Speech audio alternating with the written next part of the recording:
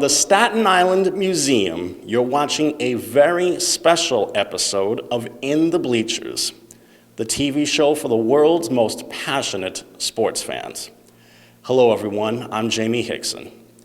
Usually you see me here with my dear friend Eric Rosen. Eric took the night off so he could spend time with his family, but we do hope that he'll be joining us next week. As you could probably tell from the setting and nature of tonight's show, we're not taking phone calls, but you can still catch us on Facebook, Twitter, YouTube, and you can also contact us through Instagram and Snapchat. Now, here at the museum, a very interesting collaboration is taking place with the Staten Island Sports Hall of Fame.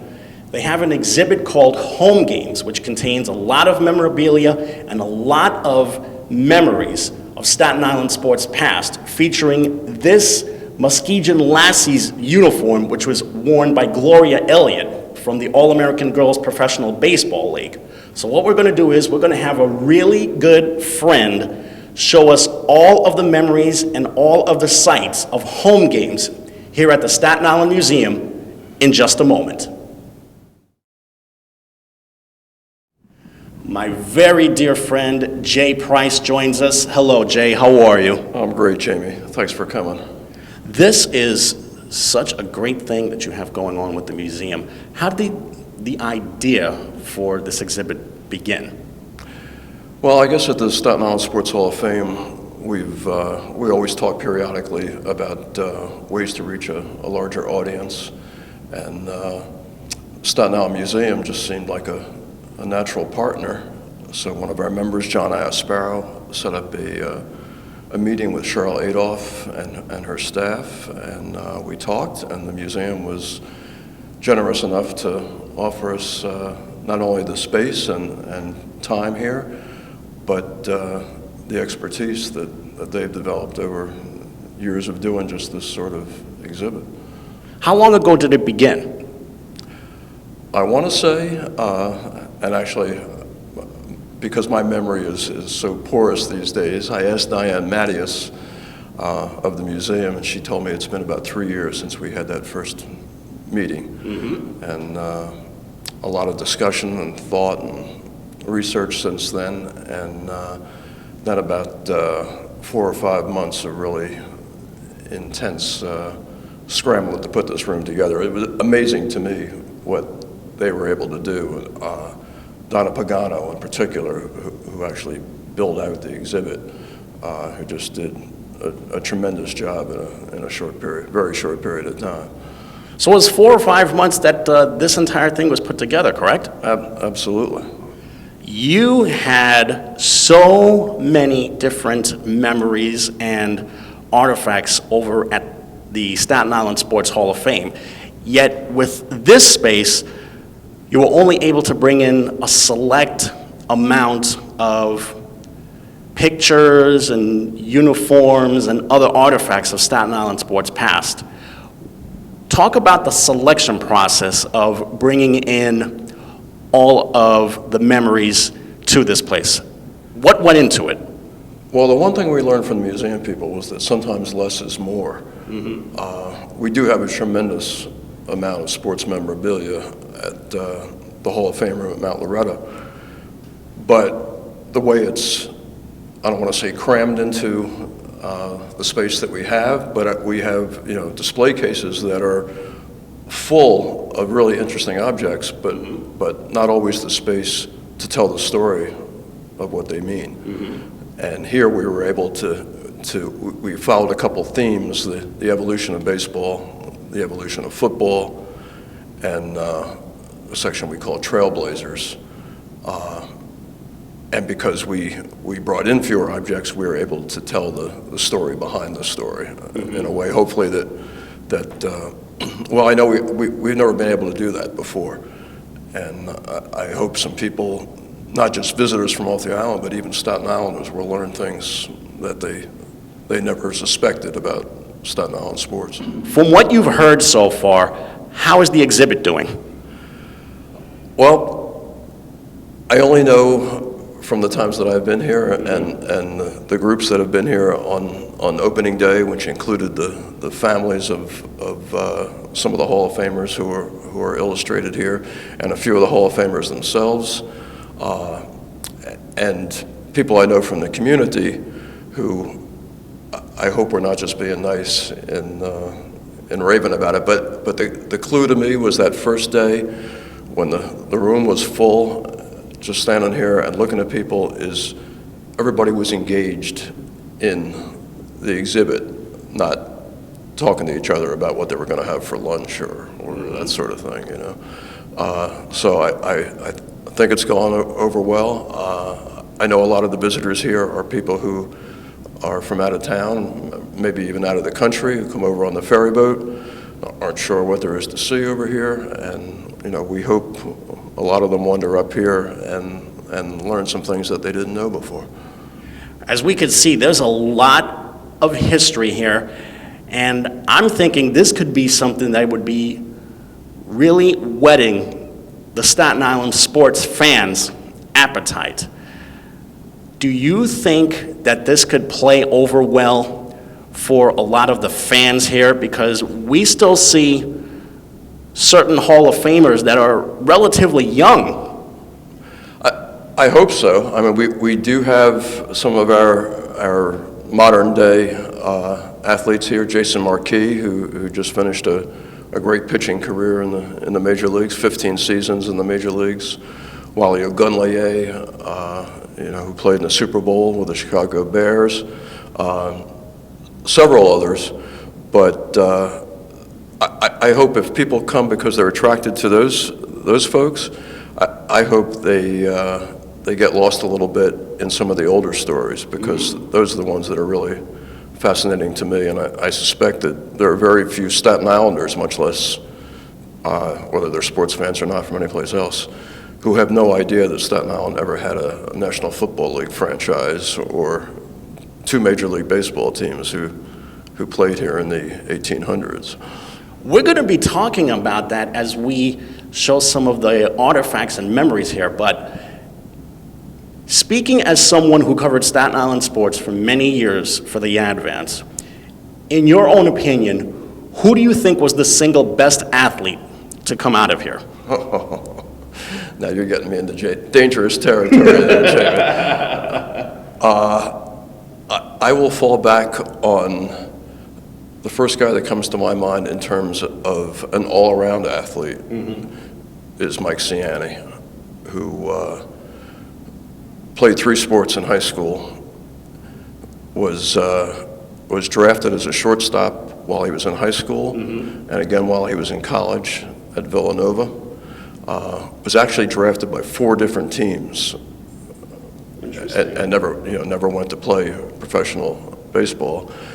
Played 1 season of high school basketball and led the island in scoring. Wow. And those were his other sports. He was a football player who broke every receiving and scoring record while he was at Villanova, and then went on to play, I want to say 8 or 9 seasons in the National Football League, mostly with the Raiders. Went to a Super Bowl with the Raiders. It's pretty hard to find somebody who had those kinds of careers in 3 different sports. So I'll start with him. Have you kept in contact with a lot of the living Hall of Famers? And if so, what is your impression of them? That's a very general question, but yeah, we've tried to stay in contact as much as we can. The last several years, we've had a golf outing, which we term our golf outing and reunion dinner, and have tried to emphasize the reunion portion of it. And we've been getting 15 or 20 Hall of Famers every year to come out to that. It's a great night. Brings in a lot of it's become a reunion not just for the Hall of Famers, but for all those guys who played ball on the island and have one tie or another. Just to give you an example, Jim Albus, who was probably had the best career of any club professional to play golf on the senior tour, but was an all-around athlete as a young guy. Has come to the golf every year, travels from Florida or D.C., comes farther than anybody to be here, never asks for anything in return. This year he came wearing his Violets jacket, which was a Sandlot baseball team back in the 60s that probably attracted most of the best athletes of the day. And at the end of the night, there were probably a dozen or 15 former players on that team who wanted to line up to have their picture taken with Jim. And his jacket, which, as he said that night, has been in the front closet of every home he's ever lived in. Very interesting. I think now is as good a time as any for us to show off all of the memories here at the museum, correct? Sounds like a good plan to me, Jamie. So we're going to take a really quick time out, and then Mr. Price is going to give you a brief history lesson of Staten Island sports here at the museum. Stick around. Okay, Jamie, this is my favorite corner of this entire exhibition, and part of the reason for that is I think a lot of sports fans today, and even athletes, have the idea that the game started about 5 minutes before they showed up, and that things were always the way that they are now. And this corner of the room is an illustration that is not necessarily so. Most of the things in this room, or in this corner of the room, relate to football on Staten Island in the period from the late 20s up until the early 40s. And part of what I find really fascinating about that era is that the football world was basically upside down from the way it is today. College football was the big game. The two big team sports in America were Major League Baseball and college football. The pros were kind of I don't want to say a bush league operation, but definitely a minor league operation compared to college football. And at the same time, New York City college football was a big deal. New York City was, in essence, the epicenter of college football. NYU, Columbia, and Fordham all played national schedules, played their home games in Yankee Stadium and the Polo Grounds in front of full house crowds. At the same time, Staten Island had a franchise in the National Football League.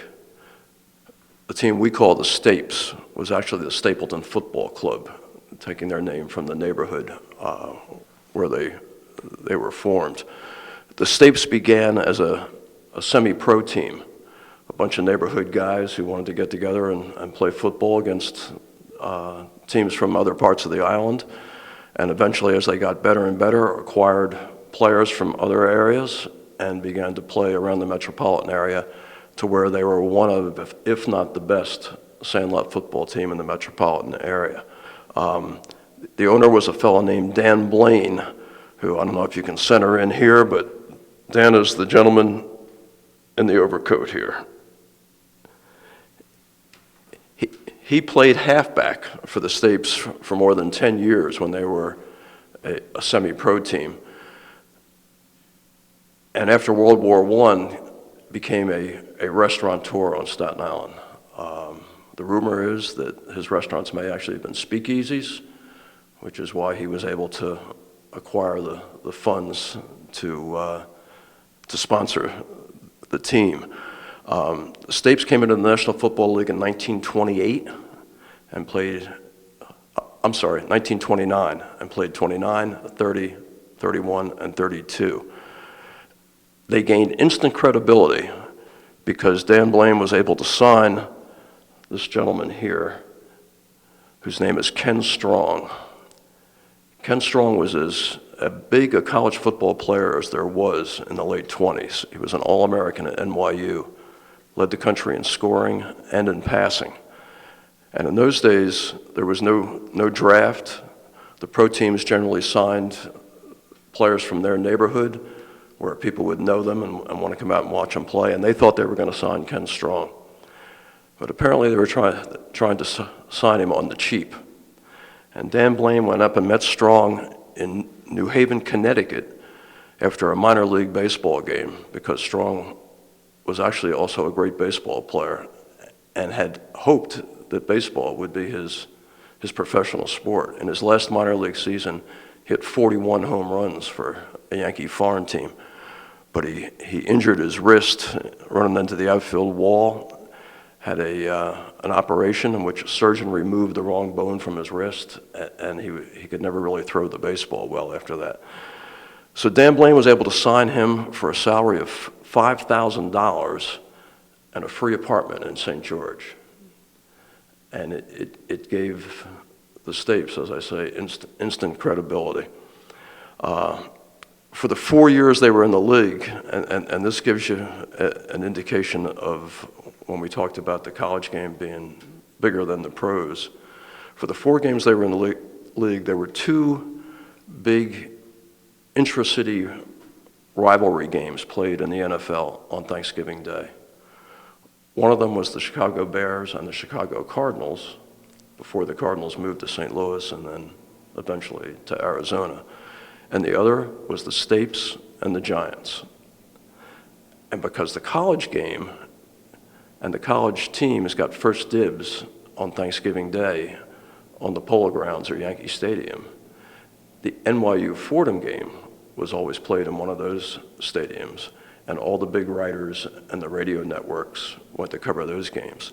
And the Giants got on the train and then took the ferry and then took another train to Stapleton and walked through the streets of the neighborhood to a little wooden ballpark named Thompson Stadium that sat about 6,000 or 8,000 people on a good day.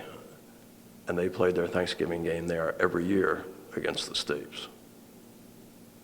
Okay, Jamie, we talked a little bit about the college game being bigger than the pros back in the 20s and the 30s. And we had 3 Staten Island Hall of Famers who played in iconic college games of those days. The first one here is Bill Shakespeare, who is our only inductee who has been inducted into both the College Football Hall of Fame and the Pro Football Hall of Fame.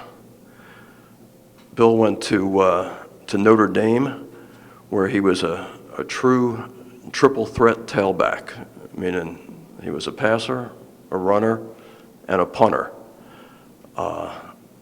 He led Notre Dame in all 3 categories, and I believe some of his punting records still stand.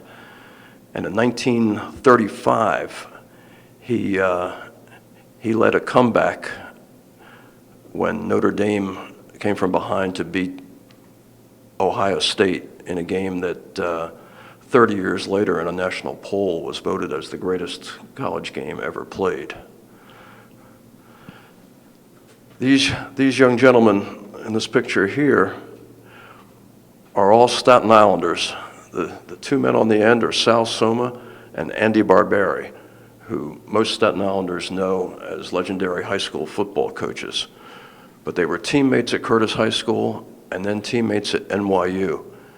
NYU, believe it or not, in the late 20s and early 30s, was going through a period of de-emphasizing because the faculty thought that the game had gotten too big and was interfering with their academic mission. So in the years that Soma and Barberi were there, NYU's team was almost exclusively made up of public school graduates from the New York City school system. And in 1936, coming into their annual Thanksgiving Day rivalry game with Fordham, Fordham was undefeated. Vince Lombardi was on that team, an All-American center named Alex Wojciechowicz, also known as the Great Unpronounceable, and they were favored to go to the Rose Bowl that year, believe it or not, a New York City team. On Thanksgiving Day, NYU upset them 7-6. And from our perspective, the local angle of that story is that Barberi, who was a 2-way lineman, played all 60 minutes against Barberi and the rest of the Fordham line that had been mythologized as the 7 blocks of granite. And Sal Soma, who had started every game for 3 years but didn't start that game because he had a broken collarbone, came off the bench. He's the gentleman here in the light jersey, and kicked the winning point as NYU won the game 7-6 and denied Fordham their chance to go to the Rose Bowl. That picture, as you might recognize, is kicking into the old bleachers at the old Yankee Stadium with that big crowd in the bleachers there. The third guy in our epic college games section is Walter Scholl, who is an interesting story unto himself. Scholl went to Port Richmond High School, which had dropped football in the early days of the Depression, partly because of the cost and partly because of the injuries that were taking place at the time. Al Fabry, who was the coach at Curtis at the time, talked him into dropping out of school in his senior year, not graduating, and then coming and playing one semester at Curtis the following year. He did that. He was a big star at Curtis, even though he was about 5'8" and about 155 pounds, and he got a scholarship to Cornell, which, in the same way that we talked about the New York City schools being big-time college football powers in the 1930s, the Ivy League was also a dominant force in college football. Cornell, in his junior year, went undefeated and was ranked #1 in the country by some of the agencies that did that. And in his senior year, was riding an 18-game win streak when they went to play Dartmouth, and I believe the next to last game of the season. It was a muddy, cold day, and Dartmouth was coached by Red Blake, who later went on to fame as the Army coach during the late 40s. And going into the final minutes, Dartmouth was winning the game 3-0. On the last play of the game, Scholl threw a touchdown pass. Cornell scored and won the game 7-3. But immediately after the game, there was controversy that the winning score had come on a quote, 5th down play, that the referees had made a mistake and allowed Cornell an extra down. Now, the referee shortly realized that he had made a mistake, but the game was over and there was no recourse for him to change the game. The game was appealed to the ECAC, the athletic organization that governed Eastern College football at the time, and they said the same thing. They had no recourse. On Monday, following the game, when Cornell got their game films developed and saw that, yes, the winning score had come on a 5th down, Cornell forfeited the game to Dartmouth of their own accord because it seemed like the sportsmanlike thing to do. Well, this little corner, Jamie, we have titled What You Did on Thanksgiving Day. And from about 1938, I want to say, until 1978, roughly, for about 40 years, what you did on Staten Island on Thanksgiving Day was go to the Curtis Newdorp High School football game. For most of that period, they were the only 2 high schools on Staten Island that had football teams. And their coaches, interestingly enough, were Sal Soma and Andy Barberi, the 2 heroes of NYU's epic upset over Vince Lombardi and the 7 blocks of granite. If I could talk about Sal Soma for just a second, and he's the gentleman here in the coat and tie with their captains and the referees at Wiseglass Stadium, another piece of the island that no longer exists. Sal Soma was a high school dropout and a teenage runaway. He had grown up in poverty in West Virginia. His family had moved to Staten Island when he was going to start high school. He didn't want any part of it. He actually ran away and joined the Army under an assumed name because he was too young to do that without his parents' permission. Al Fabry, the Curtis football coach at the time, the same fellow who induced Walter Scholl to come back to school for an extra year to play football, found out that Sal hadn't finished his high school education and went to talk to Sal's father and persuade him to let him quit his 27-cent job as an apprentice on the B&O Railroad to come back to school and possibly get a scholarship to play football. Mm-hmm. He did. He and Andy Barberi both starred at NYU. Sal came back and became the coach at Curtis.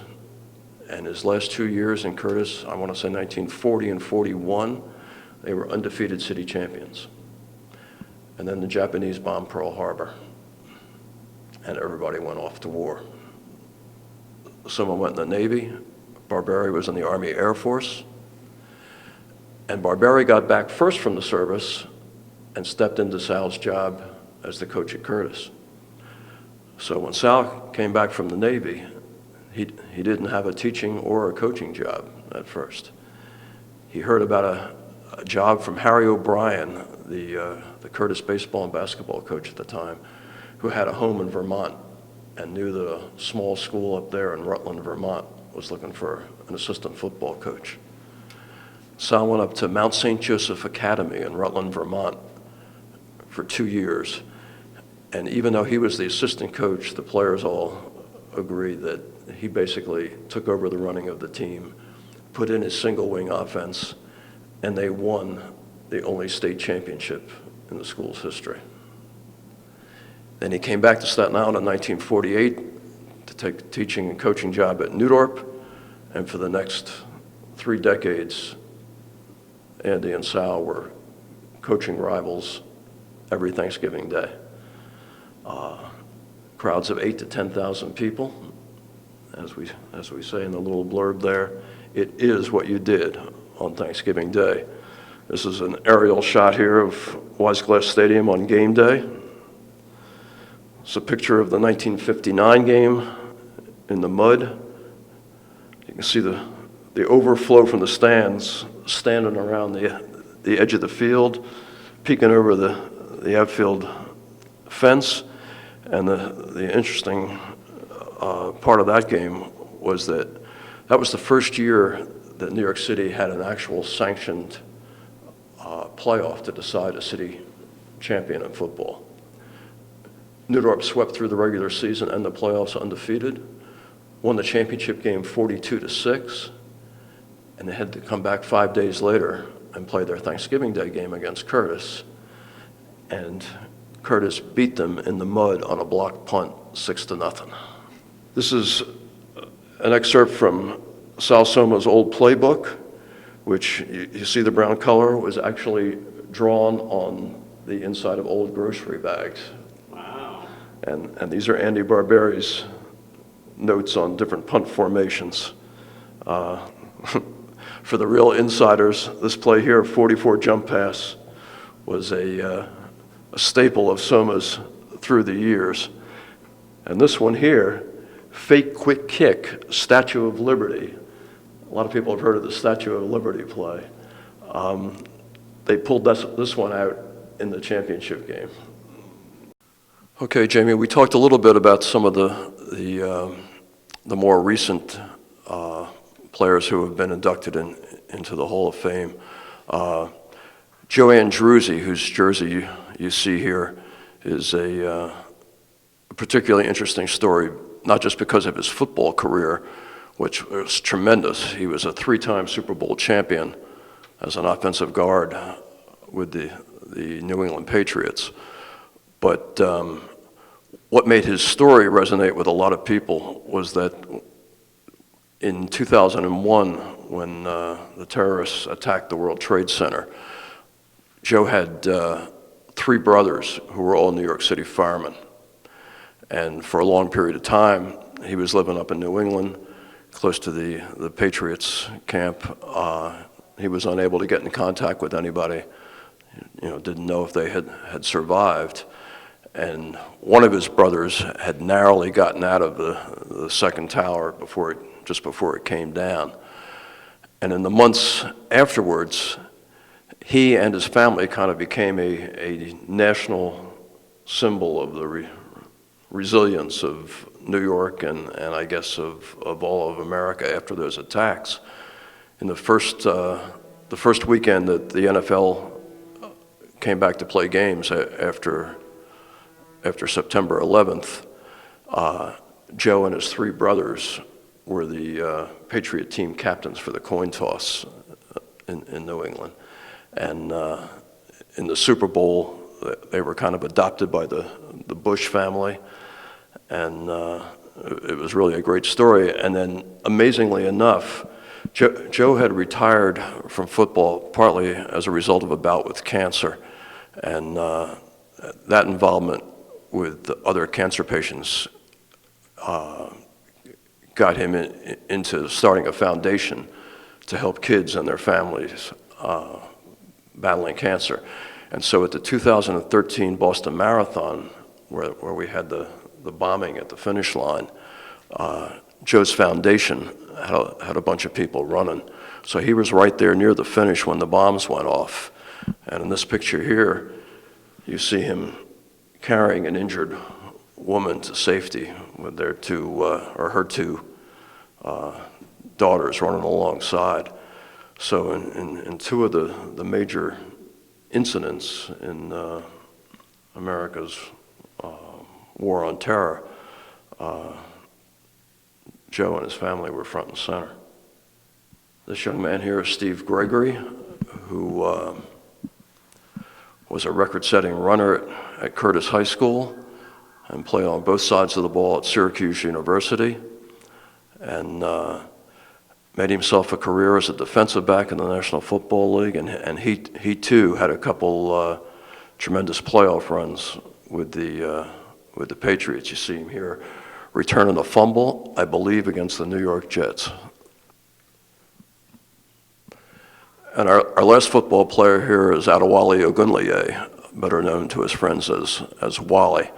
Wally had an intriguing story in that he is descended from Nigerian royalty.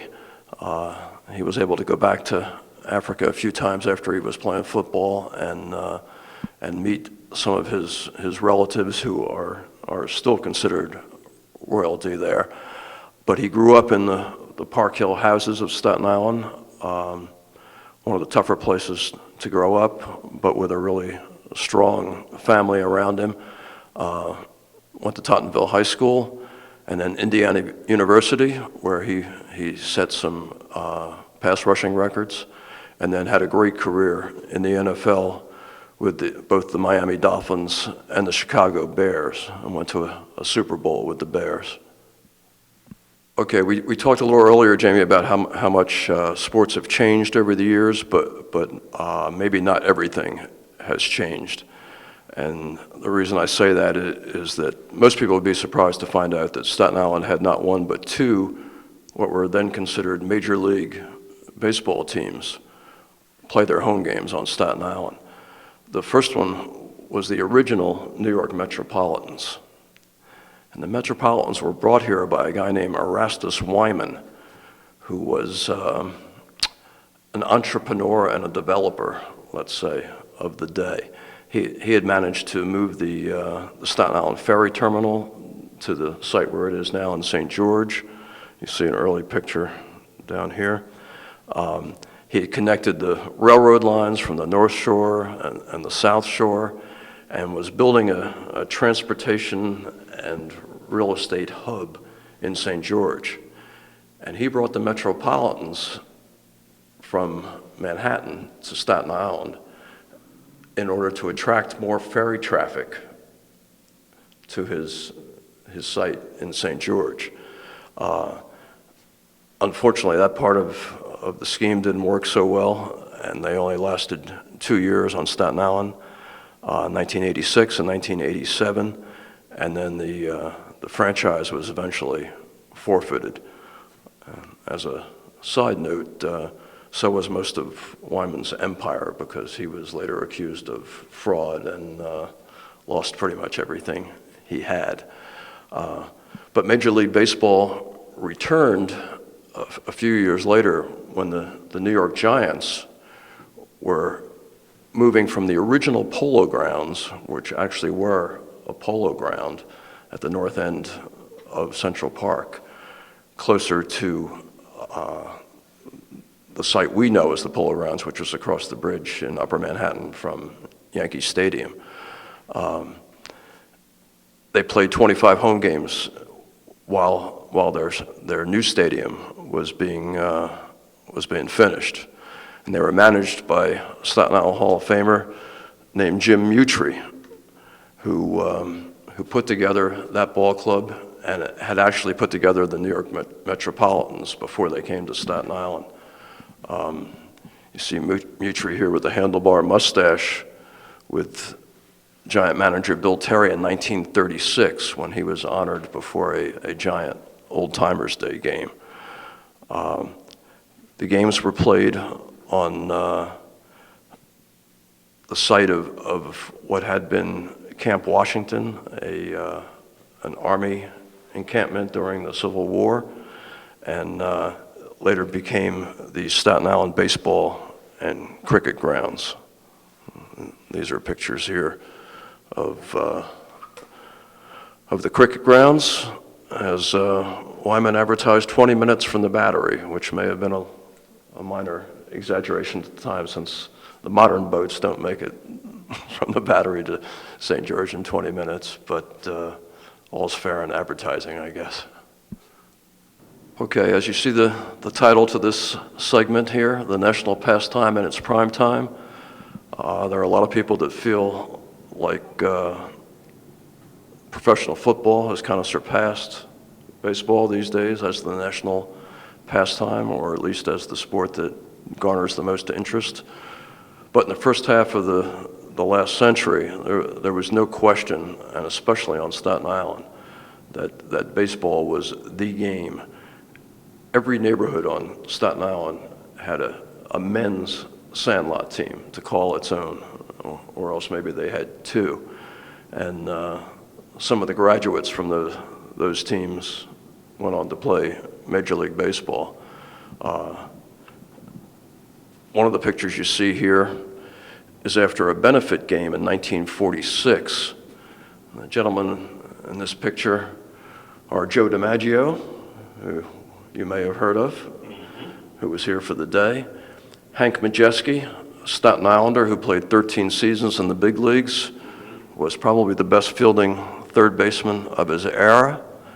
And this fellow is Nick Solomon, who was a minor league star at the time, a great left-handed hitter.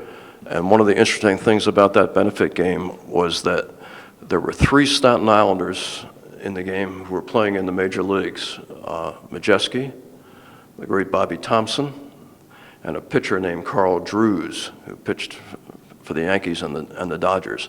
And then there were 25 more minor league players from Staten Island in that game.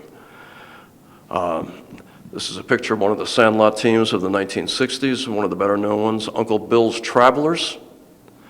And there are 2 Hall of Famers in this picture, Nick Bruno and Terry Crowley, who went on to a career as probably the best pinch hitter of his day with the great Baltimore Oriole teams of the late 60s and early 70s. The 2 uniforms you see up top, one is of the Staten Island Lions, a well-known sandlot team that was sponsored by Lou Marley, the same gentleman who sponsored the benefit game in 1946. And the other is the JA All-Stars, the Journal American All-Stars, which was a game played every summer at Yankee Stadium. It featured the best sandlot players from the New York area against the best sandlot players from the rest of the country. To show you what a big deal and what an intense operation sandlot baseball was at the time, this is a contract signed by Bill Calley, who later on was the College of Staten Island baseball coach, a member of the Advanced All-Century team, and a Hall of Fame inductee. But when he played in 1959 for Colonial Inn, he had to actually sign a contract saying that he would play exclusively for that team. This is maybe the most famous photo in baseball history, certainly a photo of the most famous home run in baseball history. Bobby Thomson's 1951 shot heard round the world, which gave the Giants a come-from-behind ninth inning, bottom of the ninth victory against the hated Brooklyn Dodgers at the time in the deciding game of the 1951 National League playoff. Interestingly enough, this dotted line was a device that appeared a lot in the newspapers of the day, but one of the things I found interesting about this picture is this picture was not taken by a professional cameraman at the time. Really? It was taken by a fellow in the stands who had no affiliation with any newspaper or magazine. Wow. And it has become the iconic photo of Thomson's home run. That's amazing. This case, as you see, is pretty much self-explanatory, and it's all memorabilia relating to Bobby Thomson's career with the Giants. Most of it came from his attic in Watchung, New Jersey, when he was moving to South Carolina to be closer to his daughter late in life.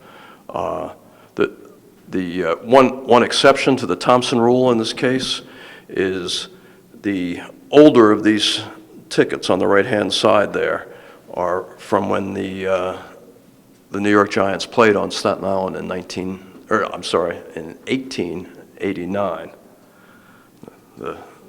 The unused ticket on the left is a ticket from the day that Thomson hit his famous home run. Just a couple of quick notes on a few of the things here. A picture of Thomson speaking at the Staten Island Varsity Club dinner on Staten Island, where they honored the top high school student athletes every year. And the thing I like about that is that in those days, Thomson, like most major league stars, was listed in the local phone book like everybody else. And if you had a dinner honoring kids of some kind or some other event like that and gave him a call, the chances were pretty good that he was not going to say no. To the end of his life, Thomson had a real hard time saying no to anybody and never asked for anything in return, and most of the time made you feel like you were doing him a favor by asking. The picture at the bottom I love for a couple reasons. If you can make out the detail, the mob on the left is the Giants greeting Thomson at home plate. The fellow on the far right is Ralph Branca, the pitcher who threw the home run ball. In those days, the clubhouse at the Polo Grounds, where the Giants played their home games, was in deepest center field. So when you left the game, instead of walking through the dugout and back under the stands like everybody does today, you had to take that long walk 500 feet to the clubhouse steps in center field. So Branca is taking that long, sad walk, and if we had a wider angle picture, you would see that most of the other Dodgers were doing the same thing. The one exception is number 42, Jackie Robinson, who stayed to watch Thomson run the bases and make sure that he remembered to touch every base, because that's the kind of competitor that Robinson was. Here we have some old pictures of two Staten Island players who went on to play in the Negro Leagues toward the very end of the Negro Leagues, after Jackie Robinson had broken into professional baseball, and the American League and National League started to draw off some of the better Negro League players. But Glenn Mosley was a slick fielding second baseman for the Staten Island Black Yankees. And this young gentleman here in the glasses, Sonny Logan, also played for the Staten Island Black Yankees and had a particularly interesting time of it because he managed to play one season touring the country with the Yankees, batting against Satchel Paige and playing against some of the all-time greats between his junior and senior years of high school while he was on summer vacation. This is a contract here with the Black Yankees Baseball Club, who would play in between their league games in order to keep the cash flow going, would schedule as many extra games as they could, and this was a game at Staten Island, played at Braybrooks Oval, which later became Wiseglass Stadium. This last wall here, Jamie, we called our Trailblazers section, and there are people who've really played a role in the evolution of sports on Staten Island, which I would say mirrors the evolution of sports in America. The first young lady here is Mary Outerbridge. Mary Outerbridge is known as the mother of American tennis. She went to Bermuda on holiday in the early 1870s and saw British Army officers there playing an early form of tennis, and tried it herself, and wound up bringing back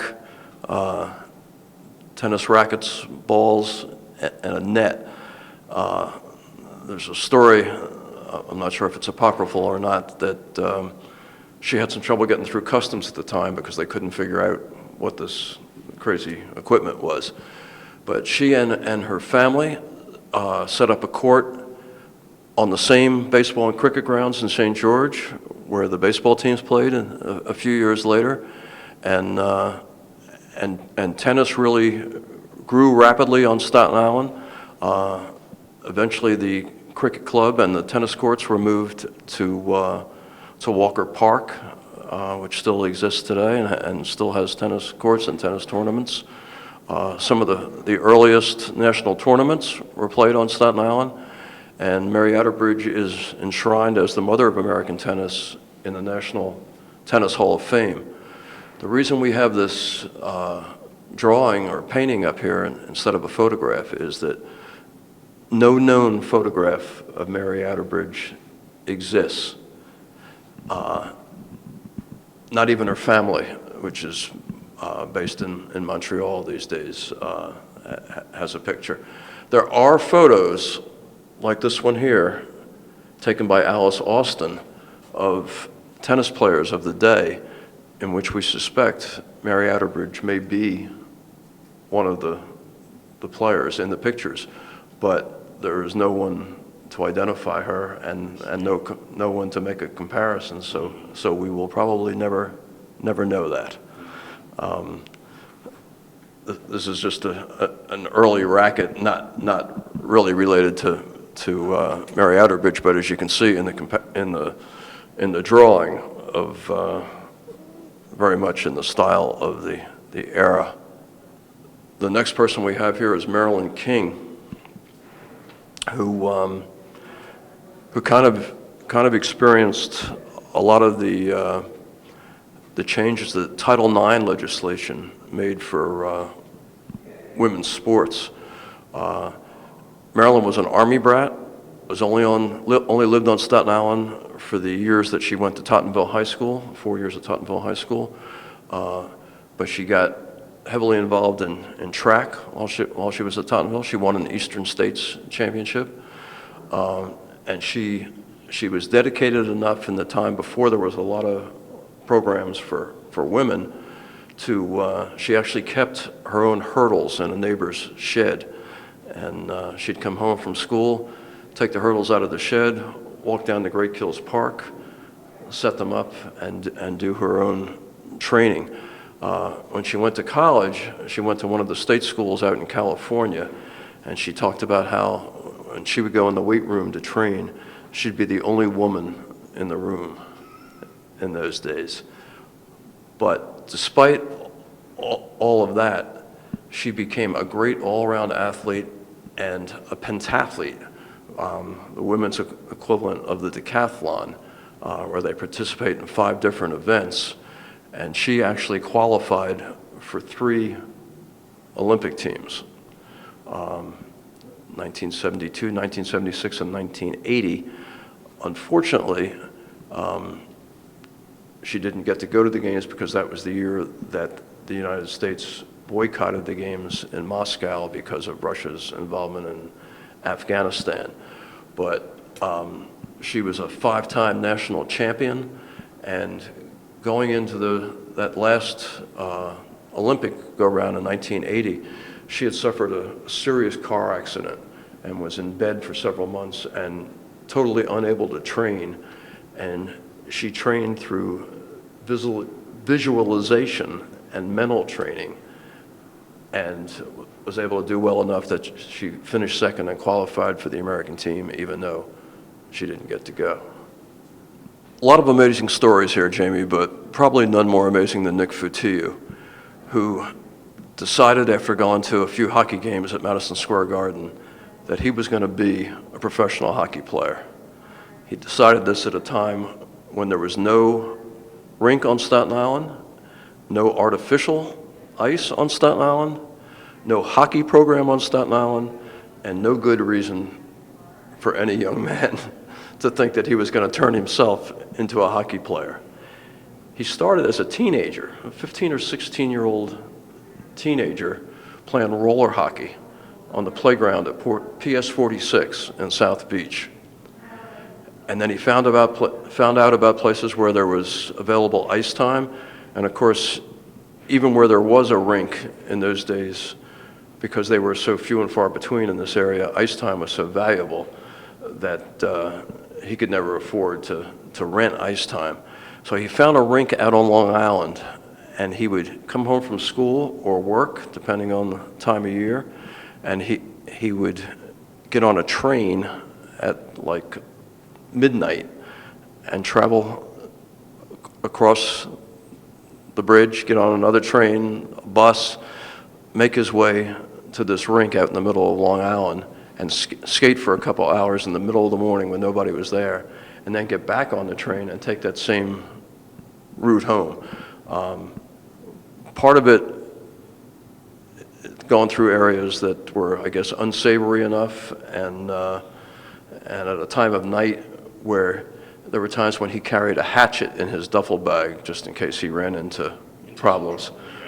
But then he would come home, maybe grab an hour's sleep if he was able to, and go back to school or to work or whatever it took, and whatever it took to get better. And he wound up having a genuine career, first with the Hartford Whalers and the World Hockey Association, and then for 8 seasons in the National Hockey League with the Whalers, the Rangers, the Edmonton Oilers, and the Flyers and the Calgary Flames.